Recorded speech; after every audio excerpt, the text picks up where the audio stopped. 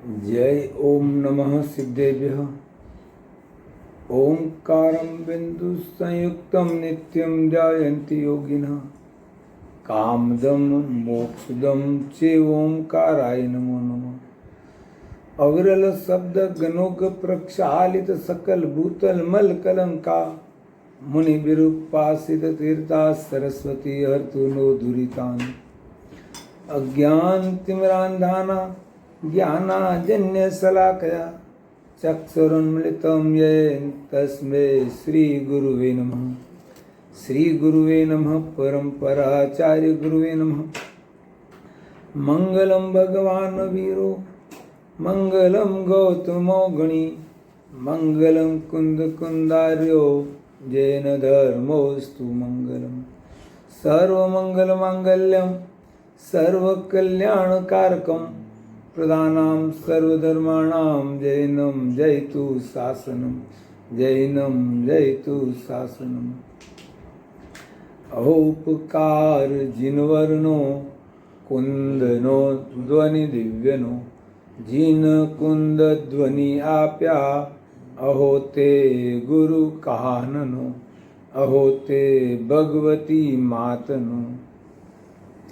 मंगलमय मंगल करण वीतराग विज्ञान नमो ताहि जाते भये अरहंतादिमहान। कर मंगल करियो महा ग्रंथ करण को काज। जाते मिले समाज सब पावे निज पद राज। बंधुओं, आज 10 लक्षण महापर्व का दूसरा दिन यानी उत्तम मार्दव धर्म का दिन है।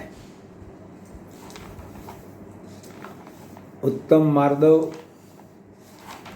यानी ये मुख्य रूप से मुनियों में होता है और एक देश रूप से यह श्रावकों में भी होता है।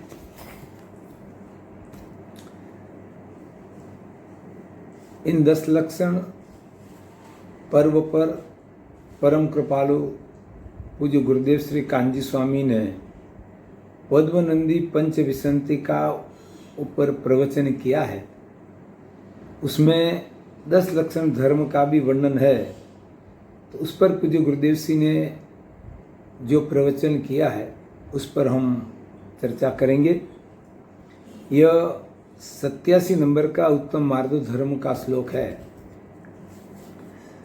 धर्मांग मेतदिह मार्दव नामधेयम जात्यादि गर्व परिहार मुसंति संतः तद्वार्यते किमु न बोध दृशा समस्तम स्वप्नेन्द्र जाल सदृश्यम जगदीक्षण माणे।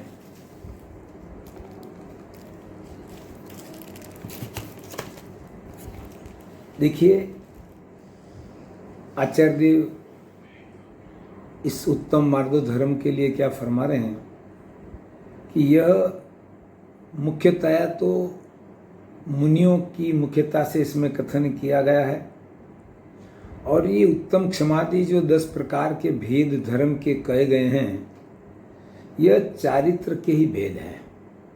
क्या कहा? चारित्र के ही भेद हैं।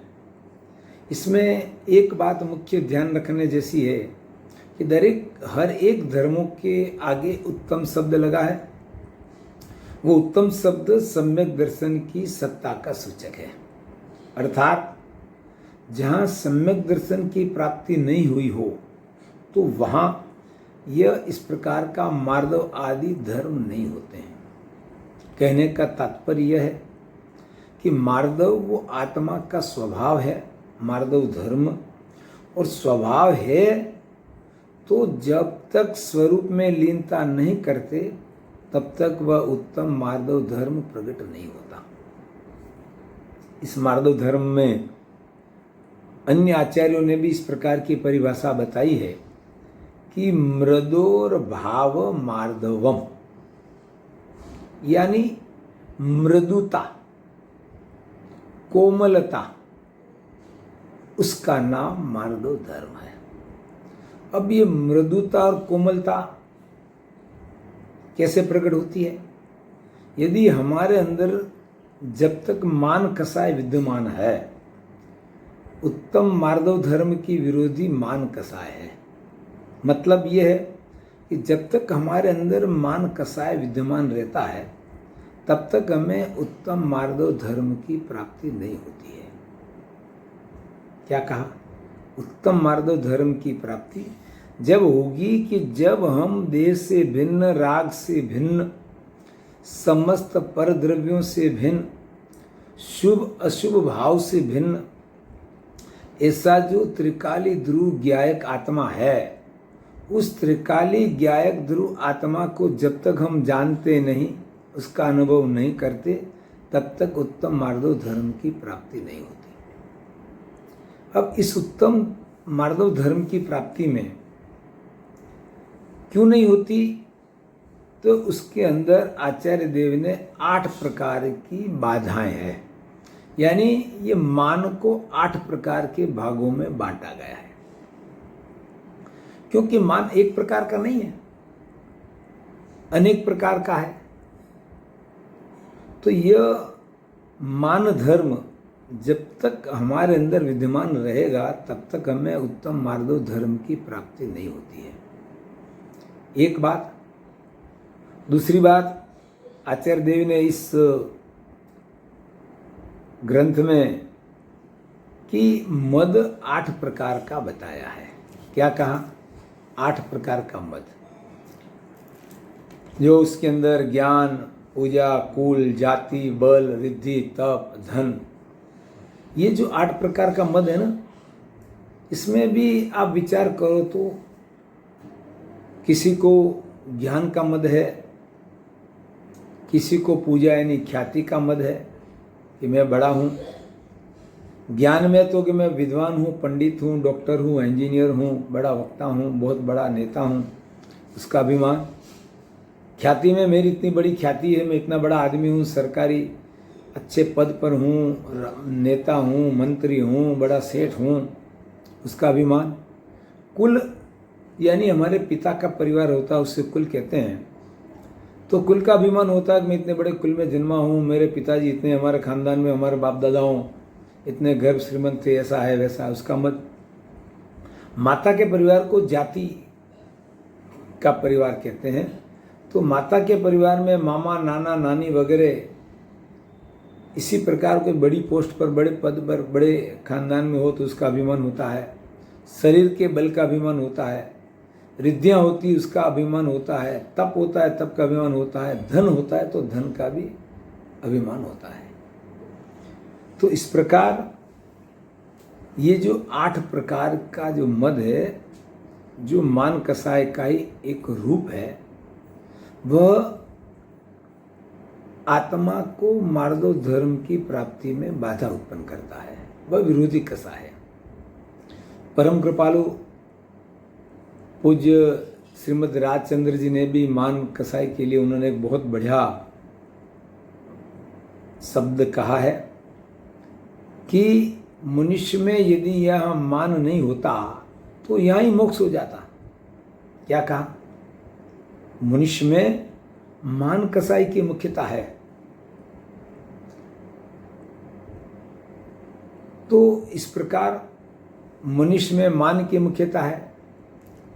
और यदि हम चारों गतियों में कसायों की बात करें तो मनुष्य में मान की कसाई की मुख्यता है, देव में लोभ कसाई की मुख्यता है, नरक में क्रोध कसाई की मुख्यता है, और तीर्थ गति में माया यानी छल कपट की मुख्यता है। अब देखिए कि इस मान कसाय में, और कल अपन ने क्रोध की चर्चा की, तो क्रोध और मान में क्या अंतर है? जब हमें क्रोध उत्पन्न होता है ना, तो एक तो क्रोध को अंध कहा जाता है, यानी क्रोध की आवेश में व्यक्ति को कुछ सूझता ही नहीं है, वह भला बुरा कह देता है, अपने बड़े हो, बुजुर्ग हो, गुरु हो, ज्ञानी जन हो, क्रोध के आवेश में उन्हें भी उनका विवेक रखे बिना कुछ भी कह देता है। क्रोध में आकर के किसी जीव को मारना, फटकारना, यहाँ तक कि हत्या तक कर देता है। तो यह मान कसाई के अंदर जब क्षमा करें, क्रोध कसाय जब उत्पन्न होता है तो क्रोध कसाय में वह सामने वाले जिसके पर क्रोध होता है वह सामने होना ही नहीं चाहिए, उसका अस्तित्व नहीं चाहता है।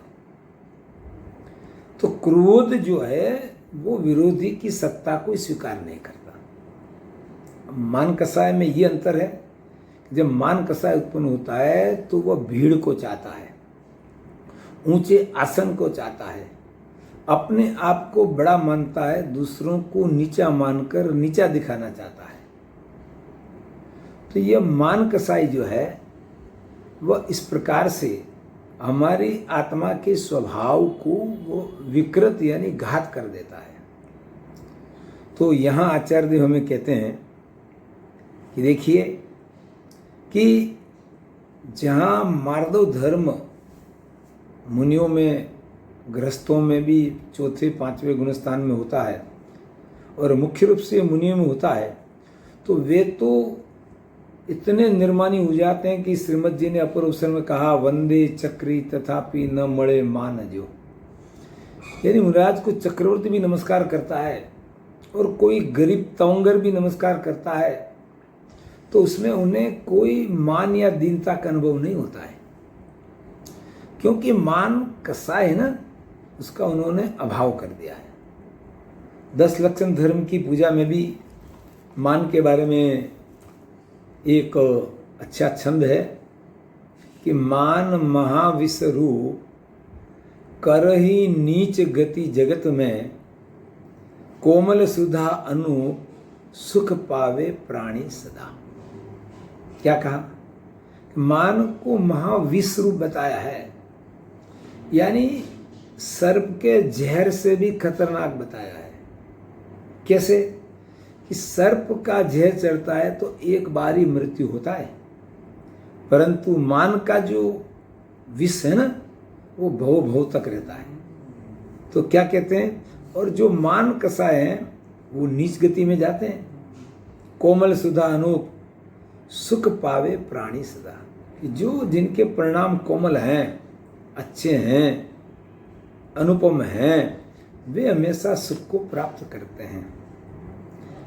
इसके बारे में और भी कहा गया कि मान कसाय की जो मान 10 लक्षण धर्म की पूजा है ना, उसके अंदर और ये भी कहा गया है कि रुनकन विकाया भाग वसते, देव एकेंद्री भया, उत्तम हुआ चांडाल हुआ, भूप कीड़ों में गया, जितव्य जोबन धन गुमान, कहाँ करे जल बुध विदा, करी विनय बहुजन बड़े जन की, ज्ञान का पावे सदा। देखिए आचार्य देव और अनंत तीर्थंकरों ने, ज्ञानियों ने, इस वर्तमान काल में परम कृपालु पूज्य गुरुदेव श्री ने हमें वस्तु का स्वरूप यथार्थ बताया है कि भाई यदि तुम अपना आत्म कल्याण चाहते हो, सुख चाहते हो, तो इस मान रूपी कसाई को छोड़कर मान कसाई के अभाव पूर्वक आत्मा का जो सहज स्वभाव है, सरल कोमल स्वभाव है, उस स्वभाव को प्राप्त करें। क्या कहा? और यह जिन्हें उत्तम मार्गव धर्म प्रकट होता है उन्हें मान कसाई होता ही नहीं है। क्या कहा? तो ऐसा यह उत्तम मार्गव धर्म इन 10 लक्षण पर्व के दिनों में हमारे अंदर जो अनेक प्रकार के कसाय हैं, उन कसायों में से यह मान भी एक बहुत बड़ी भयंकर कसाय है। इस मान रूपी कसाई को छोड़कर हम अपना चैतन्य स्वभाव, जो मार्गव धर्म, सहज सरल जो ज्ञाता दृष्टा स्वभाव है, उस ज्ञाता दृष्टा स्वभाव को आप और हम सभी प्राप्त करें। इसी पवित्र भावना के साथ अपन इस मार्गव धर्म की चर्चा को विराम देते हैं। अब अपन इसके पश्चात दूसरा विषय ले रहे हैं जो हमारा नित्य इन 10 दिनों तक चलेगा, वह है मोक्ष मार्ग प्रकाशक। पंडित टोडरमल जी साहब ने इसकी रचना लगभग आज से 250-300 वर्ष पूर्व जयपुर में आप और हम जैसे भव्य जीवों के कल्याण के लिए की है। तो यह मोक्ष मार्ग प्रकाशक में अपन तीसरे अधिकार पर चर्चा करेंगे। तीसरे अधिकार में यह मेरे एडिशन में पेज नंबर 45 है। इसकी थोड़ी प्रस्तावना अपन कल कर चुके हैं। अब उस विषय को अपन आगे चलाते हुए टोडरमल जी के इस अधिकार का शीर्षक है संसार दुख तथा मोक्ष सुख का निरूपण। देखिए, ये बहुत जरूरी है हमें जानना कि हम सुखी हैं या दुखी हैं।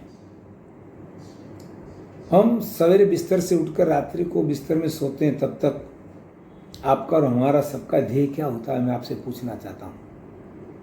तो उसका एक ही उत्तर मिलेगा कि सुख की प्राप्ति हो और दुख न हो। क्या कहा? सुख हो और दुख न हो।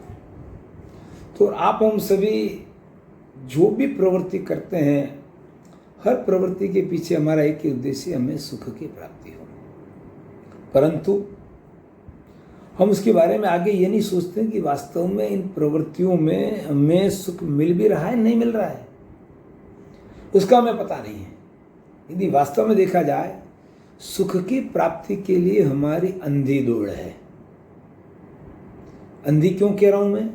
इसलिए कह रहा हूं कि यदि इसमें सुख मिला होता तो आज हम संपूर्ण सुखी होते हैं। परंतु हम देखते हैं यदि इसमें सुख मिलता है तो हमारी दिनचर्या में हमारी प्रवृत्तियों को हम बदलते हैं। कभी खाने में सुख माना, कभी कपड़े पहनने में सुख माना, कभी पानी पीने में सुख माना, कभी सोने में सुख माना, कभी टीवी देखने में सुख माना, कभी मोबाइल देखने में सुख माना, कभी घूमने में सुख माना, कभी पैसा कमाने में सुख माना, कभी पैसा खर्च करने में सुख माना। यदि इन प्रवृत्तियों में सुख होता तो हम प्रवृत्ति क्यों बदलते? क्या कहा? यदि इसमें सुख है तो वह प्रवृत्ति हमारी हमेशा चलनी चाहिए। इसके बारे में जब सोनगढ़ में हमारे आदरणीय विद्वान श्री खिमचंद जी हमारा क्लास लेते थे, तब वे इस सुख के बारे में, इन पर पदार्थों में जो सुख है या कितना सुख है, उसके बारे में हमें एक बहुत बढ़िया दृष्टांत देते थे समझाने के लिए। तो वे हमें पूछते थे कि तुम्हें लड्डू प्रिय है कि नहीं? तो स्वाभाविक है, सभी यही कहेंगे और हम भी यही कहेंगे कि हाँ साहब लड्डू प्रिय है। तो लड्डू खाने में सुख मिलता है कि नहीं मिलता है? तो हम भी यही कहेंगे हाँ जी, क्यों नहीं सुख मिलता? सुख मिलता है इसलिए तो खाते हैं, नहीं होता तो क्यों खाते हैं? समझ में आया ना? तो वे कहते थे कि सुख मिलता है तो उसका मापदंड क्या? अब एक लड्डू खाएं तो उसमें कितना सुख मिलता है, यदि ये श्रोताओं से उन्होंने पूछा तो उसका हमारे पास कोई मापदंड नहीं था, क्योंकि पता ही नहीं है ना कि उसमें सुख कितना है। तो वे बताते कि चलो हम समझने के लिए ये माने कि एक लड्डू खाने में हमें 50 ग्राम सुख मिलता है, तो 2 लड्डू खाएं तो कितना हुआ? 100 ग्राम। 4 लड्डू खाएं तो 200 ग्राम, और इससे ज़्यादा खाएं तो मल्टीप्लाई 50 ग्राम कर लो। तो हमारी क्षमता 2 या 4 लड्डू खाने की है, तब तक तो हमें सुख भासेगा, ऐसा लगेगा। परंतु जब उससे ज़्यादा की बात आएगी तो क्या कहेंगे? भाई साहब रहने दो, बस बस बस बहुत हो गया। अरे भाई, सुख मिल रहा है तो खाना भाई क्यों छोड़ देता है? तो ये कहेंगे उसकी लिमिटेशन है। अरे क्या सुख की कोई लिमिटेशन होती है? वो भ्रमणा से हमने उसे सुख मान रखा था, सुख है नहीं। इसी प्रकार यदि टीवी देखने में सुख है तो 24 घंटा टीवी देखते रहो। हम 2 घंटे 3 घंटे के बाद बोर हो जाते हैं, अब बहुत थक गए। अरे भाई सुख मिला है तो थकान कहाँ से हुई? सोने में सुख है तो सोते ही रहो। ये सोने में सुख तो जो दर्दी बीमार होते हैं बिस्तर में, उनको पूछो सोने में कितना सुख है। वो तो ये कहता है कि डॉक्टर कब मुझे छुट्टी देवे कि मैं बिस्तर को छोड़ूं और दूसरा काम करूं। सोने में सुख है तो सोते ही रहो, अखबार पढ़ने में सुख अखबार देखते ही रहो, पैसा कमाने में सुख तो कमाते ही रहो। परंतु वास्तव में सोचते नहीं है कि इसमें सुख है या नहीं। तो इस सुख के लिए हमारी जो दौड़ है वह सुख वास्तव में मिलता नहीं है नहीं। वो बात हमें टोडरमल जी आज इस ग्रंथ में हमें बताएंगे।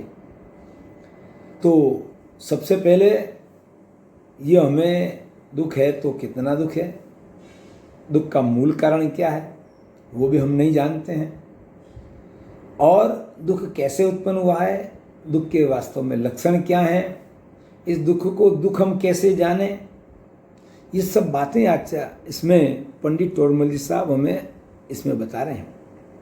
देखिए क्या कह रहे हैं कि संसार अवस्था में नाना प्रकार के दुख हैं, उनका वर्णन करते हैं।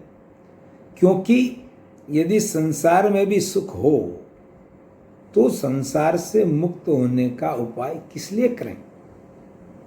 इस संसार में अनेक दुख हैं, इसलिए संसार से मुक्त होने का उपाय करते हैं। देखिए आप और हम भी निरीक्षण करें हमारी दिनचर्या का, तो हमें भी एहसास जरूर होता है कि हम सुखी बहुत कम है, दुखी ज़्यादा है। क्या कहा, सुखी है नहीं वास्तव में। तो ये तो हमारी मान्यता से हम कह रहे हैं, जो दुनिया मानती है हम मानते हैं उसकी बात कर रहे हैं। हमारे दिनचर्या में भी देखिए तो हम देखिए कितना हम कुछ करने के बाद भी अपने आप को सुख मानते हैं, परंतु वो वास्तव में सुख नहीं दुख है।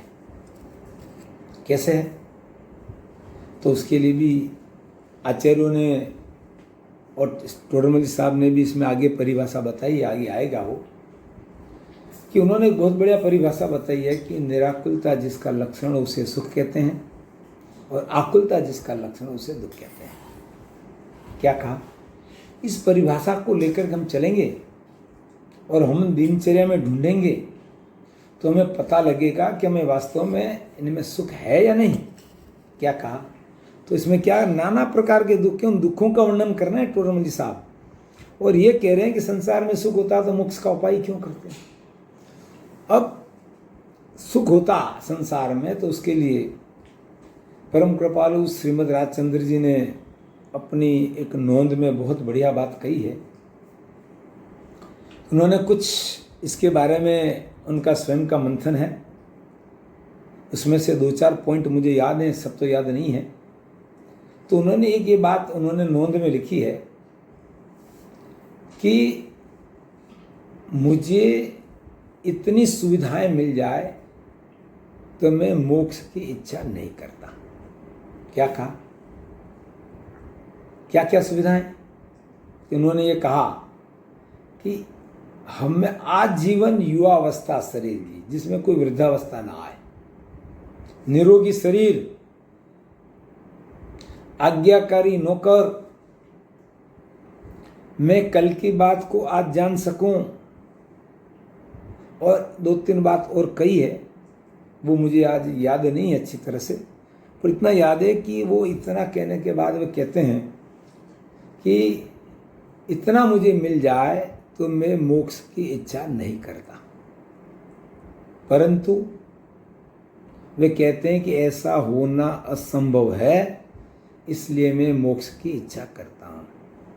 क्यों कि हम में से शरीर की अवस्था यौवन रहने वाली नहीं है, कल की बात को मैं आज जानता नहीं हूँ, संसार में चित्र विचित्रता क्यों है उसका भी मुझे पता नहीं है, नौकर हमेशा आज्ञाकारी मिल जाए वो भी जरूरी नहीं है। तो ये चीज़ें मिलना असंभव है, इसलिए मैं मोक्ष की इच्छा करता हूँ, और मोक्ष में सुख ही सुख है। वो कैसा सुख है उसका वर्णन तो टोडरमल जी हमें आगे बताएंगे। तो अब टोडरमल जी साहब एक बहुत बढ़िया संसार का हमारा जो मूल दुख का कारण क्या है उसके लिए वैद्य का और रोगी का दृष्टांत देते हैं। देखिए क्या कहते हैं, वैद्य रोग का निदान और उसकी अवस्था का वर्णन करके रोगी को रोग का निश्चय कराकर फिर उसका इलाज कराने की रुचि कराता है। उसी प्रकार यह संसार का निदान और उसकी अवस्था का वर्णन करके संसारी को संसार रोग का निश्चय कराकर अब उसका उपाय करने की रुचि कराते हैं। देखिए क्या कहा कि हम भी डॉक्टर या वैद्य के पास कब जाते हैं?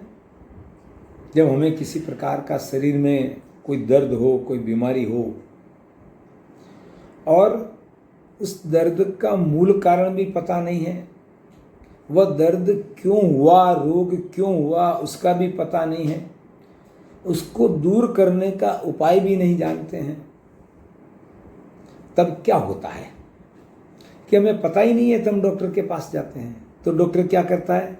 सबसे पहले तो क्या रोग है वह हमारे लक्षणों द्वारा रोग बताता है कि तुम्हें इस प्रकार की बीमारी है। जैसे कि मान लो हमारा सिर दर्द हो, बहुत दर्द होता हो, या पेट में दुखता हो, बहुत दर्द हो रहा हो, तो हमें पता ही नहीं है, तो हम डॉक्टर के पास गए तो डॉक्टर ने सबसे पहले बताया कि हमें क्या हो रहा है, तो हम कहेंगे हमारा सर दर्द हो रहा है। तो सबसे पहले सर दर्द क्यों हो रहा है वो बताएंगे, किस प्रकार का सर दर्द है, उसका अवस्था का वर्णन करेंगे, क्या इस प्रकार सर दर्द हो रहा है, इसके साथ ये भी एहसास हो रहा है। तो ये लक्षण बताकर हमें रोग का निश्चय कराते हैं कि तुम्हें आधा सीसी दर्द है। आधा सीसी समझते हैं? आधा सिर दुखता है, ये किसी किसी को होता है, मुझे भी पहले हुआ था 2 बार। तो आधा सीसी वो आधा सर दर्द होता है और अमुक घंटे तक रहता है, फिर ऑटोमेटिक चला जाता है। फिर सुबह जैसा उठते हैं सिर दर्द चालू हो जाता है, फिर 2-4 घंटे चढ़ता है, रहता है और फिर चला जाता है। तो कई दिनों तक वो चला, तो वो दर्द अलग प्रकार का है। तो इस प्रकार अब इसका मूल कारण जानते ही नहीं है, तो डॉक्टर हमें बताता है कि क्यों हुआ है, रोग का निश्चय कराते हैं, फिर उसका हमें बताते कि यह रोग को तुमने इलाज नहीं करवाया तो यह रोग आगे भयंकर बढ़ सकता है, बड़ा रूप ले सकता है और यहाँ तक कि वह जानलेवा भी हो सकता है। ऐसी कई बीमारियाँ होती हैं ना, डायबिटीज़ वगैरह, हार्ट है, और भी कई बीमारियाँ होती है, जानलेवा हो सकती है। तो उसी प्रकार ये तो हुआ दृष्टांत। अब सिद्धांत की बात करते हैं कि उसी प्रकार यहाँ संसार का निदान तथा उसकी अवस्था का वर्णन करके संसारी को संसार रोग निश्चय कराकर अब उसका उपाय करने की रुचि कराते हैं। क्या कहा? यहाँ संसार का निदान, सबसे पहले कहेंगे कि भाई तू संसारी है, तू महान दुखी है, तू 84 लाख के अवतार में परिभ्रमण कर रहा है, तो क्यों कर रहा है? तो आचार्य देव कह रहे हैं कि उसकी संसार रूपी रोग का निदान, उसकी अवस्था का वर्णन और फिर संसार रूपी रोग हुआ है उसका निश्चय कराते हैं। जब तक हमें निश्चय नहीं होगा कि बीमारी, तक हम उपाय कराने के लिए तैयार नहीं होंगे। जब डॉक्टर भी रोग की भयानकता हमें बताता है तब हम एकदम अलर्ट हो जा रहे हैं, नहीं नहीं नहीं नहीं, मुझे जल्दी से जल्दी इलाज कराओ, रोग का निश्चय कराते हैं। इसी प्रकार यहाँ आचार्य देव भी हमें संसार रूपी रोग, उसका मूल कारण, उसकी अवस्थाएं और फिर उस रोग के परिणाम यानी 84 लाख योनियों में परिभ्रमण, वो हमें बताएंगे। अब होता क्या है कि जब हमें किसी प्रकार का रोग हो जाता है तो आप हम क्या करते हैं? तुरंत डॉक्टर के पास नहीं जाते हैं। पहले तो हम हमारी तरफ से हम घरेलू उपचार करते हैं और उसमें यदि सफल नहीं हुए तो हम डॉक्टर के पास जाते हैं। तो वो वर्णन इस दृष्टांत के माध्यम से यह हमें आगे बहुत कुछ बढ़िया बताने जा रहे हैं। देखिए टोडरमल जी साहब का ये रोगी और वेदी का दृष्टांत कई अधिकारों में उन्होंने लिया है, आगे भी आएगा उसका वर्णन। तो अब यहाँ क्या कह रहे हैं देखिए, जैसे रोगी है उसकी मनोदशा किसी को होती है पहले तो, और फिर वो कब उपाय के लिए तैयार होता है रोग का दूर करने के लिए। तो क्या फरमाते हैं कि जैसे रोगी रोग से दुखी हो रहा है परंतु उसका मूल कारण नहीं जानता और सच्चा उपाय भी नहीं जानता और दुख सहा भी नहीं जाता, तब उसे जो भासी तो वही उपाय करता है और इसलिए दुख दूर नहीं होता, तब तड़प तड़प कर परवश हुआ उन दुखों को सहता है। देखिए, यदि ये दृष्टांत अच्छी तरह से समझ में आएगा तो हमें ग्रंथकार जो दृष्टांत और सिद्धांत बताएंगे तब अच्छी तरह से समझ में आएगा। तो आप कृपया इन दृष्टांत को अच्छी तरह से समझ लें तो आपको सिद्धांत भी अच्छी तरह से समझ में आएगा। तो क्या फरमा रहे हैं कि रोगी को रोग हुआ, अब रोग का मूल कारण भी नहीं जानता और उसका सच्चा उपाय भी नहीं जानता, परंतु फिर भी होता क्या है और दुख सहा भी नहीं जाता, तो क्या करता है कि उसे जो भाषित होता है वो घरेलू उपचार करता है। अब दर्द का मूल कारण ही नहीं जाता तो उपाय कैसे करेगा, उल्टा ही होगा वो तो, और सहा भी नहीं जाता, वो परवश होकर उन दुखों को सहन करता है। उसी प्रकार तब क्या होता है, तो कहते हैं वेद से दुख का मूल कारण बतलाते हैं, दुख का स्वरूप बतलाते हैं और हमने जो उपाय किए हैं उन उपायों को झूठा बतलाते हैं, तब हमें सच्चा उपाय करने की रुचि होती है। ये तो दृष्टांत की बात। अब सिद्धांत की बात करते हैं। उसी प्रकार हम संसारी जीवों को संसार रूपी रोग से दुखी हो रहे हैं, परंतु उस रोग का मूल कारण क्या है वो हम जानते नहीं हैं और सच्चा उपाय भी जानते नहीं हैं और दुख सहा भी नहीं जाता। तब क्या करते हैं कि हमें जो भाषित होता है उस दुख को दूर करने का उपाय करते हैं। देखिए, हम उपाय किस प्रकार करते हैं उसका वर्णन बहुत विस्तृतता से आगे बताएंगे। हम क्या क्या उपाय करते हैं ये तो भी प्रस्तावना चल रही है। उपाय करता है इसलिए दुख दूर नहीं होता है, तब तड़प तड़प कर परवश हुआ उन दुखों को सहता है। उसे यहाँ श्री गुरु दुख का मूल कारण बताते हैं, दुख का स्वरूप भी बता। देखो समझना इन शब्दों पर, क्या कहा पहले, दुख का मूल कारण बताएंगे ग्रंथकार, फिर उस दुख का स्वरूप भी बताएंगे कि तुम इस संसार रूपी दुख में कैसे दुखी हो, और फिर हम जो उपाय करते हैं सुख की प्राप्ति के लिए, सवेरे बिस्तर से उठकर रात्रि को बिस्तर में सोने तक जो प्रवृत्ति करते हैं उन उपायों को झूठा बतलाएंगे, तब हमें सच्चा उपाय करने की रुचि होगी। और एक बात और है कि वे जैसे रोगी को वैद्य ये बताते हैं कि रोग का उपाय नहीं करोगे तो जानलेवा हो सकता है।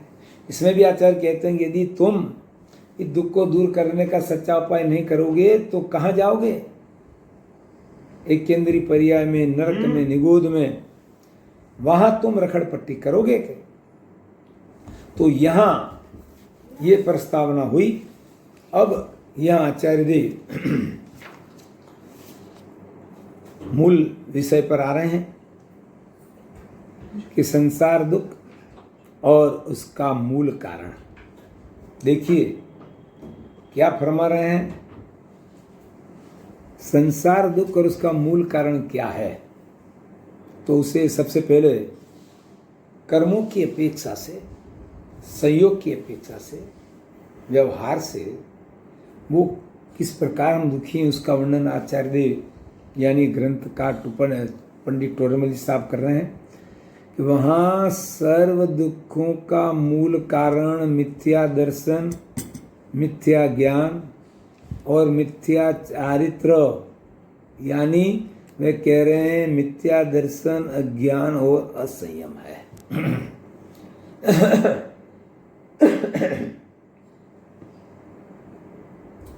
तो सबसे पहले मिथ्या दर्शन की परिभाषा बता रहे हैं कि जो दर्शन मोह के उदय से हुआ अतत्व श्रद्धान वो मिथ्या दर्शन है। क्या कहा? दर्शन मोह 8 कर्मों में सबसे बलवान दर्शन मोह नाम का कर्म है।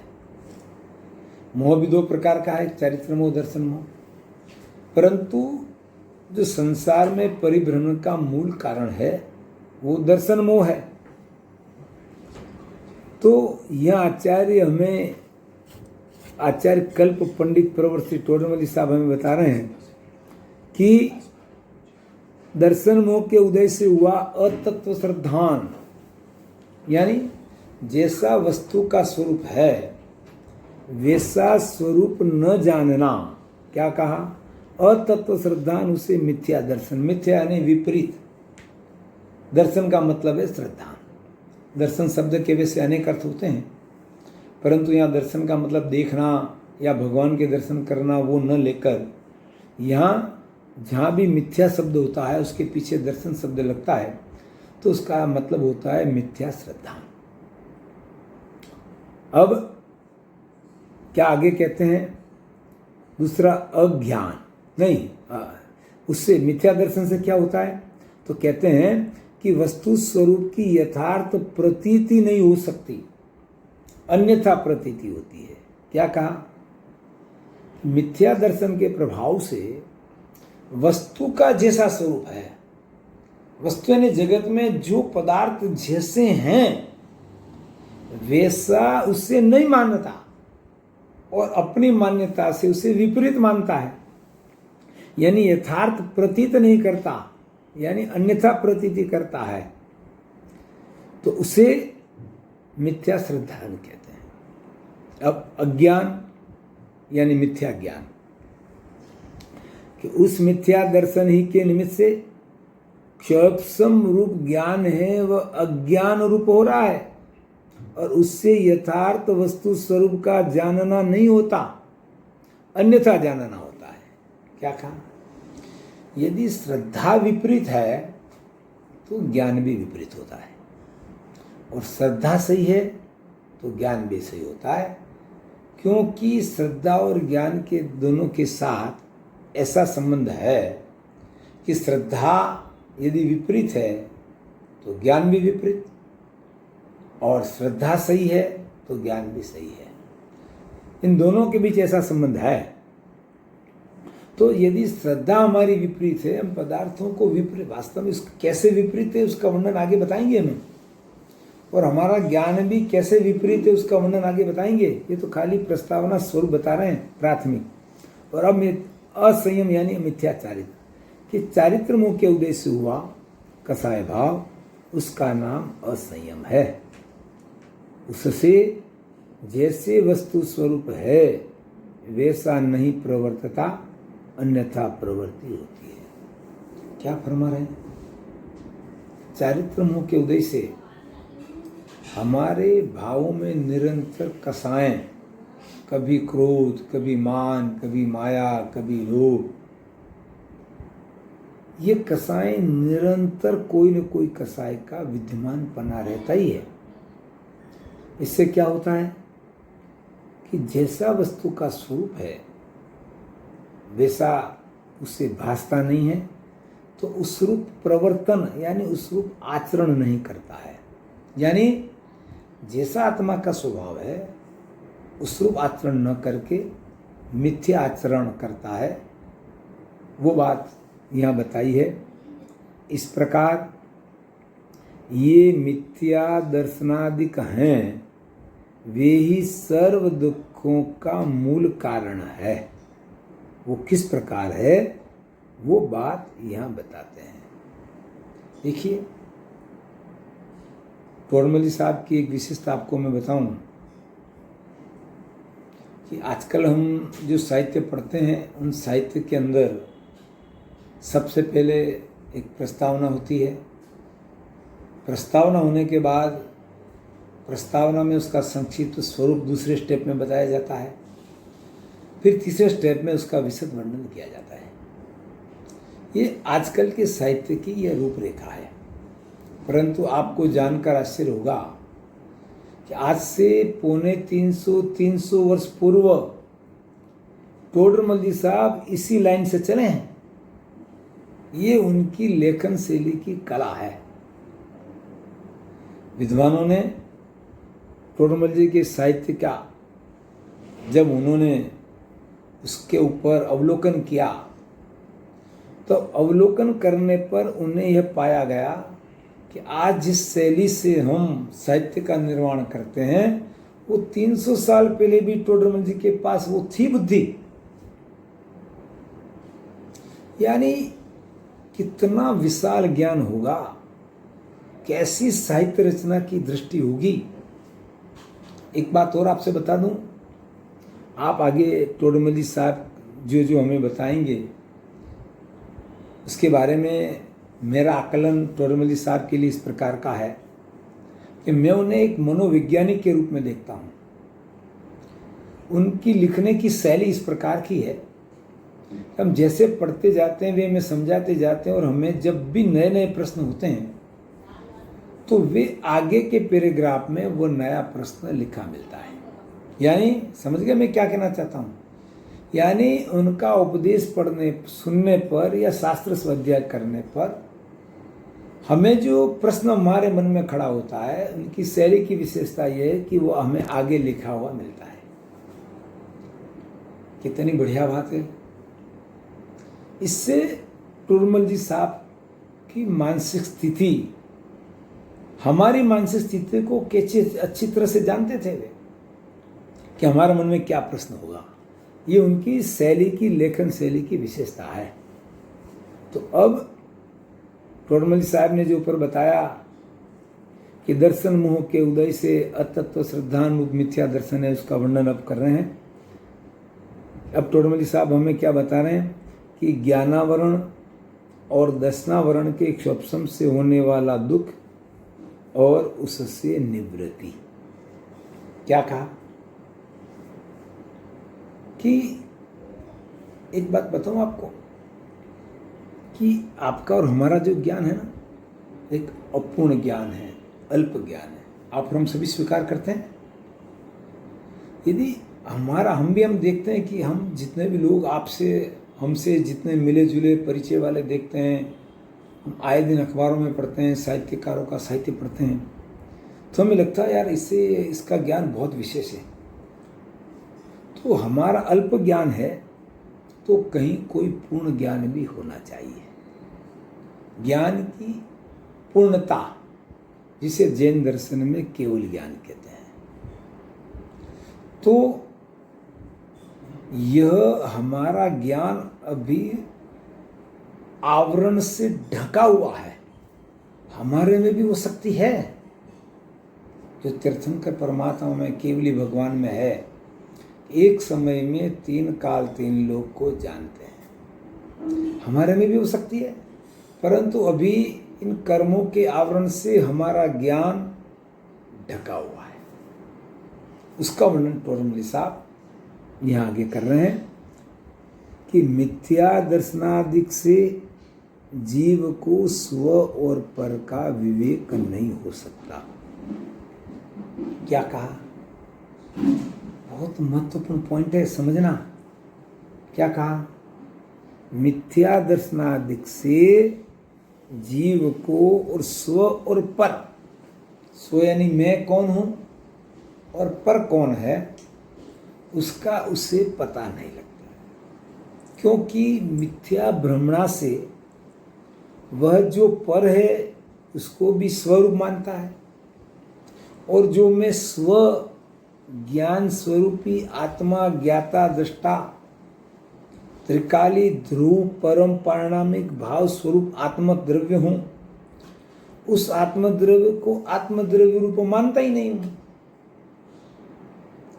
तो क्यों नहीं मानता? तो उसका कारण बताते हैं कि मिथ्या दर्शनादि के कारण जीव को स्व और पर का विवेक नहीं होता। कैसे नहीं होता है? स्व किसको कहते हैं, पर किसको कहते हैं? वो बात अब टोडरमल जी छेड़ी, तब आगे बता रहे हैं कि स्व यानी कौन, किसका विवेक नहीं है स्व पर का। देखिए आगे बता रहे हैं, स्वयं एक आत्मा और अनंत पुद्गल परमाणुमय शरीर, इनके संयोग रूप मनुष्यादि पर्याय उत्पन्न होती है, उसी पर्याय को स्व मानता है तथा आत्मा का ज्ञान दर्शनादि स्वभाव है, उसके द्वारा किंचित जानना देखना होता है और कर्मोपाधि से हुए क्रोधादि भाव उनरूप परिणाम पाए जाते हैं तथा शरीर का स्पर्श, रस, गंध, वर्ण स्वभाव है वह प्रकट है और स्थूल कृशादिक होना तथा स्पर्शादिक का पलटना इत्यादि अनेक अवस्थाएं होती है। इन सब को अपना स्वरूप मानता है, जानता है। देखिए समय हमारा हो चुका है, तो इस विषय की जो चर्चा है वो अपन कल करेंगे। आज उत्तम मार्गो धर्म का दिन है। आज के शुभ मार्गो धर्म के दिन आप और हम सभी सर्व प्रकार की कसायों का त्याग करके मेरा आत्मा जो सहज ज्ञानानंद स्वभावी है, अनंत सुख का भंडार है, अनंत ज्ञान का भंडार है, अनंत वीर्य का भंडार है, ऐसा जो मेरा आत्मा जो सदा काल सुख को देने वाला है, ऐसे ज्ञायक स्वभावी आत्मा को